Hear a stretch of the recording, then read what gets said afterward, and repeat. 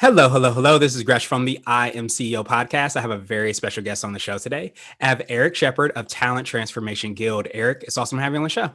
Well, thank you so much for inviting me, Gresh. Good to be here. Definitely super excited to have you on and ready to kind of jump in to hear all the awesome things you're doing. But before we do that, I want to read a little bit more about Eric so you hear about all these awesome things that he's doing. And Eric is an accomplished leader of international businesses and associations focused on talent, assessment, and success. Eric recently stepped away from a CEO role where he worked to build a SaaS company into a multi-million-dollar international assessment software business. Eric also led industry and standards initiatives to promote best practices for assessments and learning and interoperability. He currently serves as the chair of the IEEE Recommended Practice for Defining Competencies, and Eric has previously served on boards and working on groups that have included HR open standards that define interoperability, standards for HR technology, Association of Test Publishers, and the European Association of Test Publishers that represents providers of tests and assessment tools. Eric is an accomplished public speaker and currently serves as the executive director of the Talent Transformation Guild. Eric, are you ready to speak to the IMCO community? I am looking forward to it.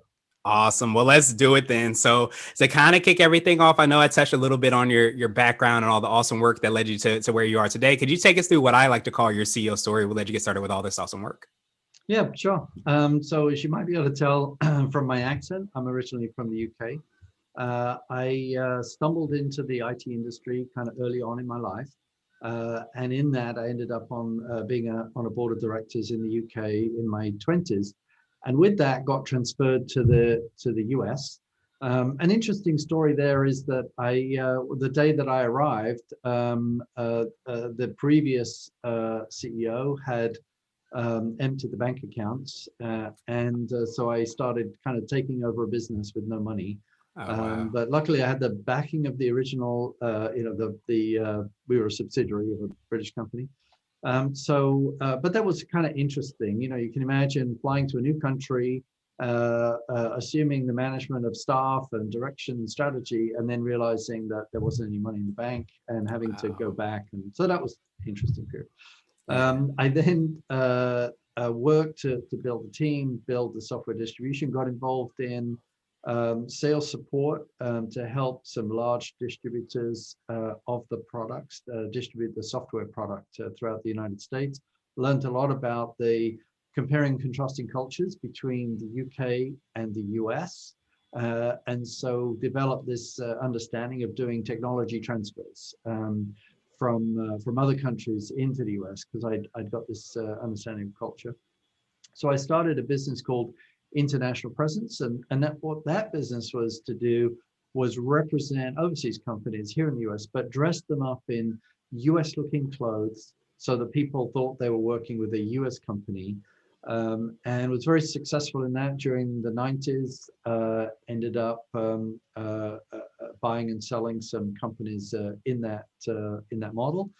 Got involved with this company called Question Mark, originally as a distributor as part of this international presence representation. And we were kind of having a lot of fun together and learning a lot together. So I ended up being the CEO of that company.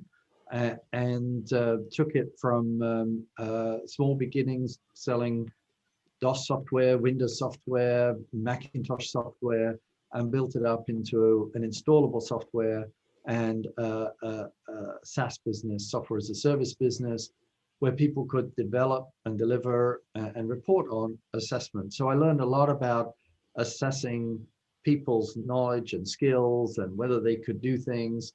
And there was from a CEO standpoint, we went through a lot of different phases together. So we had to deal with the 9/11 and the impact on our business through 9/11.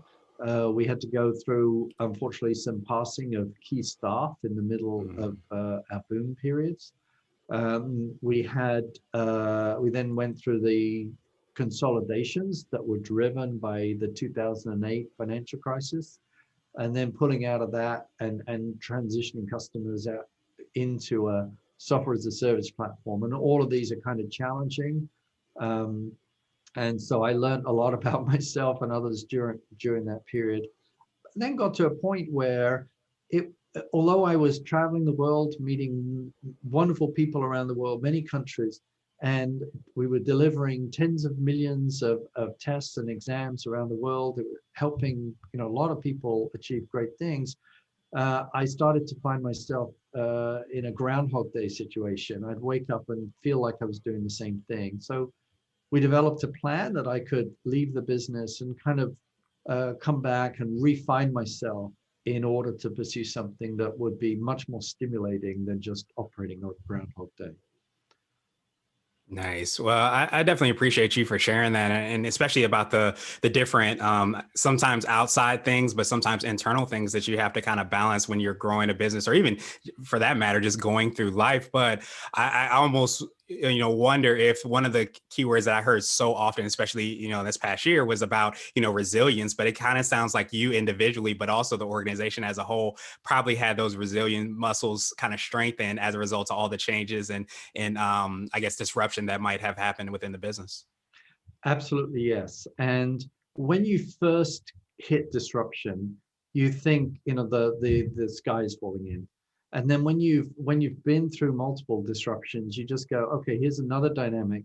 How can we minimize the bad effects, and how can we maximize the positive effects? So if we take 2011, we put all of our team on the phones, talking to customers and checking they're okay, especially ones in Manhattan.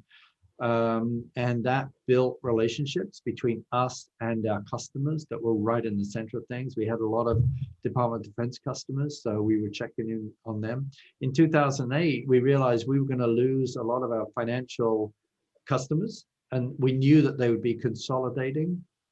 And so we said customer service is the number one thing. The distinguishing factor that's going to help us get through this is customer service. So we put more effort into customer service. But that, and also as an individual, you need to be resilient, and as an organization, you have to develop really resilience. And part of that is being agile, is recognizing what's happening in the outside world, what's happening on the inside world, so that you can maximize the potential of your goals and objectives, whatever they are. Often in business, that's profit and revenue growth.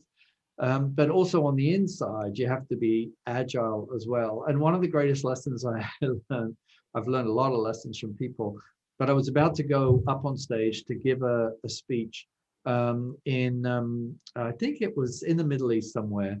And there's a big audience there, maybe 500 people. And I was tired and cranky, and I didn't really want to do it. I've been traveling and flying, and I was with my assistant. And so I said to him, like, I'm really not feeling like I want to do this. And he said something. He said, "Get over it. You're the CEO." And with that, that was like the kick that I needed. And I went on stage and I performed and helped these people understand how assessment could be helpful. So sometimes, people just say a few words, and it helps you reflect that you're being a big baby, or your job is to lead the organization, even when the sky's falling. Yeah, absolutely. Sometimes we don't, and most of the times, we'll have days where we're not feeling 100%, but it's good to be able to have that environment, and that means the people around us to be able to kind of snap us back into that. So I wanted to drill down hear a little bit more on what you're doing with the Talent Transformation Guild. Could you take us through a little bit more about that and how you're serving your clients you're working with Yeah, there? absolutely. So I stepped down from a previous CEO role, and that was all about assessing knowledge and skills. And what I was really intrigued by was, how do we assess personalities, emotional intelligence, and behaviors? So the kind of the softer side of the world. And we could see that the fourth industrial revolution was coming along, and that was going to change a lot of job roles and the tasks that we do. And so we knew that assessing softer skills or mindset was going to be a key part. So I spent the first few months learning and studying and going on courses and getting certified as a coach, so I could understand those aspects. And being a CEO on one side and then understanding coaching on the other was a really useful dynamic. And I then started talking to people about, how do we fit kind of hard skills and soft skills, or or mindset and skill set. How do we fit that together to help the C-suite and managers understand what underpins behaviors in the workplace, etc.? So I spent time talking with friends, having people over for dinner, and just focusing on this issue, and came up with this thing called the talent transformation pyramid. And talent transformation pyramid is a way of illustrating what supports behaviors on the job and what supports capabilities, how we can put that into competencies, and how those competencies will then drive outcomes. And recognizing, there's a place for SWOT analysis and allocating resources, but we focus very much on this talent aspect and how it's going to change. So develop this picture, talent transformation pyramid, and people loved it. And they said, well, you can't just leave us here. You got to write something more about this. So I wrote a book, and the book's called Talent Transformation, How to Develop People for the 21st Century. It's not the full title. Talent Transformation, Eric Shepard. You'll find it on Amazon. And so it drilled into each one of the factors that impact our performance on the job. So what's our underlying personality traits, and what's the what can we change and what we can't change, and then how can we layer on top of that this emotional intelligence? So just as I said, going onto stage, I was feeling tired and cranky, but I just had to turn it on to put on that veneer and step up my my game to do it. That's kind of emotional intelligence allows you to do that. You understand yourself, you understand others, and then depending on the situation, you'll behave differently. We all know if we go to a sports game, we'll behave in one way. We go to a fine dining restaurant, we'll behave another way. When we're in a boardroom, we behave another way. So this is all situational. And so helping people recognize this stuff is all teased out in this book. So we wrote the book, and then people were saying to us, well, but the world's changing so quickly, we need help with this about staying relevant as the world is changing. So could you give us some information feeds about that? So we started setting up podcasts and webcasts and blog articles to help people understand what's changing as far as technology, how it's impacting the world in business models, the way we deal with the talent within an organization. So do we build the talent? Do we buy in the talent with consultants? Do we use gig workers? Or do we put it off to technology, to automation? We say, well, all these tasks we're doing, it's silly we do them, let's get a computer to do them. So that's what the Talent Transformation Guild does. It brings this information together to help people stay relevant during all this dramatic change, specifically for the future of work, learning, and leadership. Nice. Well, I definitely appreciate you for doing that, obviously, and of course breaking that down for us, today, because I think so many times, I say often we forget about the human aspect of business. We sometimes understand or get in a better idea of the nuts and bolts. But I love how you talked about the EI and just even being able to understand as an organization how exactly you should integrate certain aspects that are available in this like changing economy and changing world and rapidly changing technology that we're experiencing. And I think a lot of times that EI and just the ability to manage and even coach is so I guess vital for leaders to be able to not just evolve today and to succeed today, but succeed in the future as well too, because it's becoming to me more, and I don't know if you agree, a lot more of a human element that's coming up through businesses and organizations, and it's becoming more vital to kind of speak and lead and kind of coach to that. 1,000% agree. And the way I think about this, Gresh, is that in the past, we were expected to do repetitive tasks. So we would kind of put engines in cars, or we would put windshield wipers on cars, or we would do cognitive repetitive things. So we would enter an invoice, or we would print an invoice or something. All of those tasks now are being automated by robots, automation, augmented realities. So now what we have to do as people is more creative things. So the value that we bring to our organization is being creative, especially during times of change. So that's one aspect. The nature of work has changed. Secondly, if we imagine a future where all the businesses are automated, what is going to distinguish them between each other? It's going to be the people in the organization. It's not, because they're all going to use essentially the same kind of computers, the same kind of systems. Some will get there faster than others. But at the end of the day, when we call someone up or we interact with someone in the business, we want to feel that spirit. And then, and lastly, the role of the CEO, I think, has changed dramatically in the last few years. It's gone from this command and control, you need to do this, and this is how you need to do it, and get on with it, to a much more coaching role, creating teams that will be creative and help them manage the business, even though they're not involved in a command and control structure.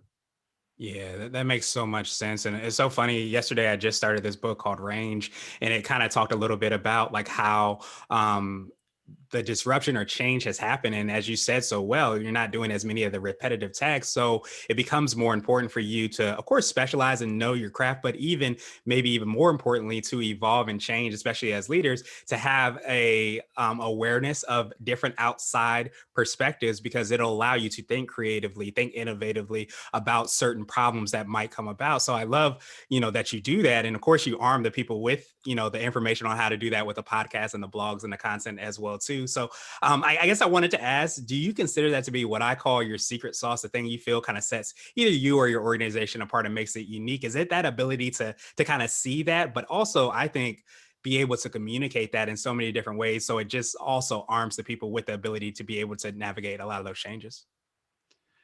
I think part of the secret sauce, so the answer is yes. And to expand on that a little more, part of the secret sauce is that I think if we don't get this transition right into the fourth industrial revolution, where AI and machine learning are taking over so many jobs, if we don't get it right, there's going to be a lot of people feeling disenfranchised.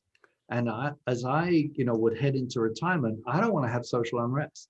I want people to be enjoying their work, their social lives, and so the contribution that I can make is by helping people understand this information. So part of it, I think, is that having a reason to be passionate about something is part of the secret sauce. In previous organizations, when I've been passionate about something, it doesn't feel like work. It feels like it's a calling and it's a mission.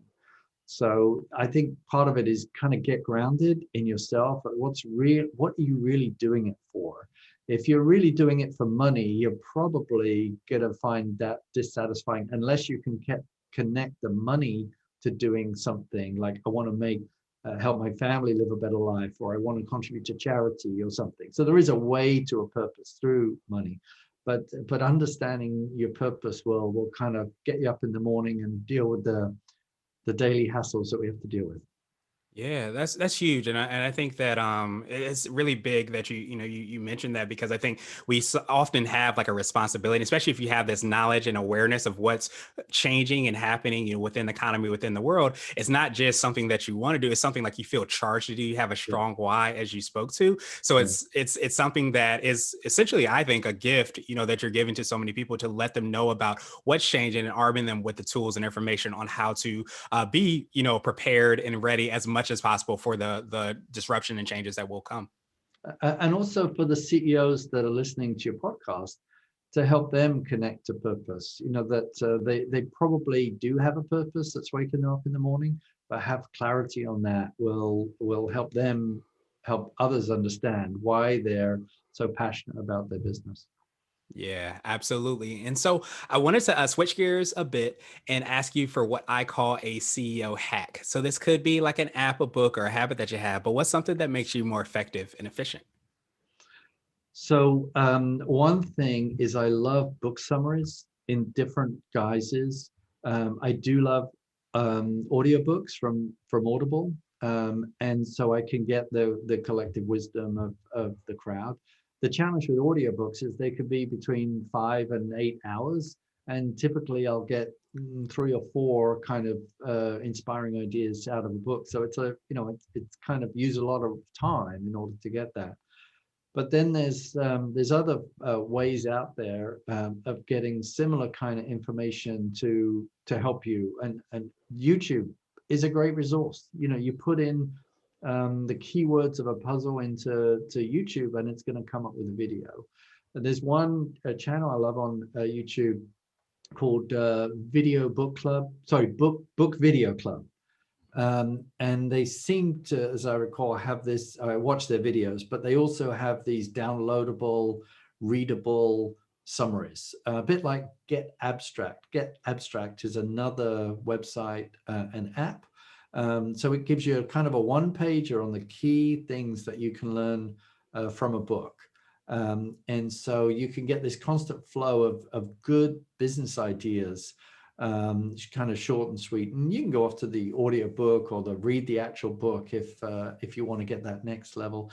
And then the last one I dip in and out of, it's a subscription service called Blinkist.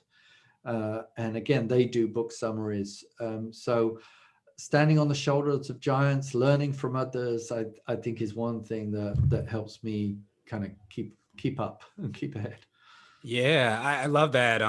Those hacks, and I love the hacks even within the hack as well too, because I think as we start to realize that there's only so many hours in the day, you have to be very, aware of how you're spending that time. So I myself am a fan too of looking, through YouTube and finding those book summaries and seeing if, maybe you want to drill down and read the entire book or listen to the entire audio book or whatever that might be. But getting those summaries and getting those key points kind of helps you to pick and choose how you're going to spend that time and what are going to be the more high value things you're either working on, or maybe that would help you even move your organization forward. Another aspect I think this brings to us, Gresh, is we realize there's experts in stuff. And so as the CEO, you can very easily forget that there's people that specialize in, say, assessment, or people that specialize in business planning, or people that specialize in SWOT analysis. There's all these in marketing, in digital marketing, all of value. So exposing yourself to these different ideas, you go, oh my goodness, now I know how much I don't even know about what something I thought I already knew about. There's an effect called the Dunning-Kruger effect, that if you know a little about something, you think you know a lot. But if you know a lot about something, you realize how little you know. And so I think exposing ourselves to those kind of education by whatever medium we enjoy consuming them, it'll help us understand how much maybe we need to know and how much we need to bring in experts when the time is right. Yeah, that's absolutely huge. And I think the kind of the saying is, trying not to be the smartest person in the room. And I think so many times we think of a physical room, but you're absolutely right. When we're listening to these summaries, when we're reading these books, listening to the audio books, that also allows us to be quote unquote in that virtual room with that person. And the more you realize you can learn from that person, I think the better we will be as an organization and better we'll be as leaders. Yeah, that's true. Awesome, awesome, awesome. So now I wanted to ask you for what I call a CEO nugget. So this could be a word of wisdom or a piece of advice. It might be something, if you were to hop into a time machine, you would tell your younger business self, or you might even recommend this or say this to a client. So I think one of the things I would like to say to my younger self is learn about emotional intelligence sooner rather than later, so that you can understand yourself, you can understand others. And there's some very basic and simple things to understand, kind of the neuroscience, the biology of the brain, of how you will be triggered into fight or flight, and then recognizing your emotions and behaviors. And so, and making a conscious decision about what's the most effective thing to do at the time, regardless of what emotions you might be experiencing. You to search for that, the desired outcome, and maybe using an emotion and a behavior that you're feeling is appropriate. That I'm irritated by this constant thing that's happening. That might be appropriate, or it might be appropriate to say, can you help me understand why these things are happening repeatedly? Because I'm sensitive that I might become irritated. Help me understand this. So I think that was a lesson I wish I'd learned earlier. And other words of wisdom. I mean, I've had so many people that have just said those little phrases like "get over yourself, get on stage and do a great job. You're the CEO, get over it." Have created who I am today. I can't pick out any more than those. Yeah, well, I think that goes back to, as we, said and talked about, is making sure you have a great environment around you, whether that be people on the team, but also things we're listening to and paying attention to is absolutely huge to make sure that we're going in the way we want to end up going. And creating that space so that Mm, people are feeling empowered to do that. Because if you insulate yourself by being the smartest person in the room, other people won't express their ideas because they go, well, he probably doesn't need my idea. Two, his ideas are probably better, and that's kind of nonsense. But how do you balance that between kind of leading and listening? mm. And that's a skill you have to develop in order that you can bring the talent of the people around you, the creativity of the people around you, and ensure that they keep creating and they keep inspiring both themselves and others. And commingling that is the art of leadership. Yeah, and I think it ties right into what you were saying as well too, with that emotional intelligence and being able to kind of understand that and tap into that. And it's almost like you have to, as you said, lead, but also make sure that you're listening and kind of give people what they may not even know that they're asking for, but at the same time, make sure that you're paying attention, and balancing all that is definitely an art and a science. So that's why I love that you empower so many people to do that. Yeah. Yeah. Awesome, awesome, awesome. Well, I want to ask you now my absolute favorite question, which is the definition of what it means to be a CEO. And we're hoping to have different quote unquote CEOs on this show. So, Eric, what does being a CEO mean to you? I think it's dealing with the realities of a business as far as the key metrics, customer satisfaction, financial metrics, ensuring you got the systems and processes to be efficient, and learning and helping your people develop. So that's kind of balanced scorecard stuff. And that provides dashboards to help you keep focused on being successful, but then also being the coach and the nurturer. One metaphor that I enjoyed was that a gardener doesn't go around a gardener and dig up plants to see how well they're doing. They nurture them, some might even talk to them, but they're a little crazy. But they would water them and make sure that they have fertilizer. And that's what we need to do with the people around us. We don't, there are times when we've got to hold people accountable, and we've got to hold them to account. And there's times where we've got to coach them and hopefully envision the kind of the missing piece of the jigsaw that they have and why they're not progressing or producing the way we'd like them to. So having that that coaching, so it's kind of the person who lives between coaching everyone to be successful and paying attention to the metrics to drive the business the way the stakeholders want the business to be driven. Yeah, it's absolutely huge. I appreciate you for breaking that down and sharing that, because I think so many times we can get caught in the either or, where Yeah. we're being a really great coach and we're really having the team excited, but you may not have standard metrics as far as like where the business is going. Or on the flip side, you can potentially be looking all at metrics and you're potentially losing some really great talent, or not even cultivating the potential that you have in that talent. So you have to be able to kind of balance both and know when to do what, when to push, when to pull. And I think that's definitely that art and science that you work with your clients with. Yeah, and clearly it's not easy. That is a balance between those aspects. But there again, uh, you're a CEO. Get over it. That's your job. That's why they pay your salary. Get over it. Yeah. Yeah, what's the saying? Suck it up, Buttercup. Let's get it done. And I Yeah. love how you were able to kind of do that on the stage, that time. But I think it's a great reminder for all of us to make sure that we're doing that as well. So, Eric, truly appreciate that definition. I appreciate your time even more. What I wanted to do is just pass you the mic, so to speak, just to see if there's anything additional you can let our readers and listeners know. And of course, how best they can get a hold of you, get a copy of the book, find out about all the awesome things that you're working on. Well, thank you so much, Gresham. And so if you found this interesting, talenttransformation.com is the website. And talenttransformation.com/book will take you to information about the book, or you could just search on Amazon for Talent Transformation and Eric Shepherd. And you're welcome to reach out to me. The spelling of my last name is often changed. Shepherd is one of those words you can spell multiple ways. So if you just do eric@talenttransformation.com, you're very welcome to email me. Hopefully you got the sense. I really enjoy helping people, especially when they're looking to improve their performance as a CEO, or they're looking to the future and trying to work out how they're going to deal with new business models and new talent models, etc. So feel free to reach out to me, and thank you so much, Gresh. I definitely appreciate you, Eric. We will have the links and information in the show notes. And I think one of the things that we often hear is the only constant is change. And one of the ways to be, aware of that and in sync with that is to continue to kind of sharpen our saw, so to speak. So I love that you have so much content and information that's available to leaders, to be able to kind of arm themselves as much as possible to be successful. So definitely appreciate you for scratching the surface a little bit on this podcast as well, my friend. And I hope you have a phenomenal rest of the day. Thank you. You too, Gresh. Bye for now.